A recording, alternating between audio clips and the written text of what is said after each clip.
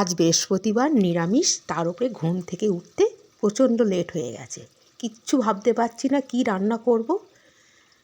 একদিকে ডাল আর একদিকে ভাত বসিয়ে দিয়েছি। ভাত আমি প্রেশার কুকারেই করি, তোমরা জানো, তো বসিয়ে দিয়েছি।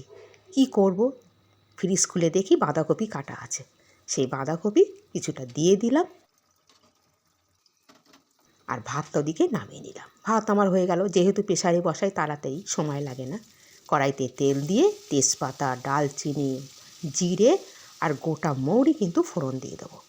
দিয়ে দেব টমেটো আর আদা, দিয়ে ভালো করে টমেটোর কাঁচা গন্ধ চলে যাওয়া পর্যন্ত কষাবো। টমেটো কিন্তু ভালো করেই কষাতে হবে এখানে, স্বাদটা ভালো আসার জন্য। তারপরে নর্মাল মশলা, জিরের গুঁড়ো, ধনের গুঁড়ো, লঙ্কা, হলুদ সব কিন্তু দিতে হবে, দিয়ে ভালো করে কষাতে হবে।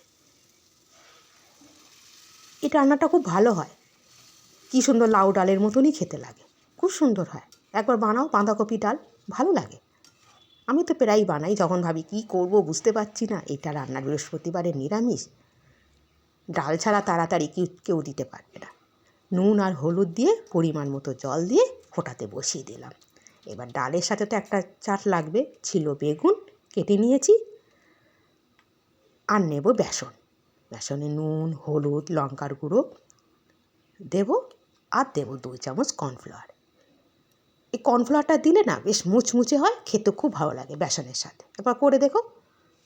এবার জল দিয়ে একটা মিডিয়াম ব্যাটার কিন্তু তৈরি করে নেব। খুব ঘনও না, খুব পাতলাও না, তোমরা জানো সবাই। ব্যাস, ডাল ফুটে গেছে, এবার একটু ঘি দিয়ে এটা কমপ্লিট করব। খুব ভালো হয়, এই বৃহস্পতিবারে পুরো জমে যায় এরকম মেনু হলে। আর দেখো বেগুনটা একটু দেখিয়ে দেই আমি কেমনভাবে কেটেছি।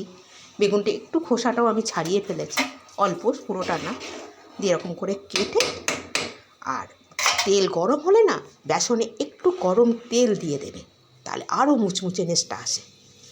এবারে ব্যাটারে ডোবাও আর বেগুনগুলো ভেজে নাও, ব্যাস রেডি।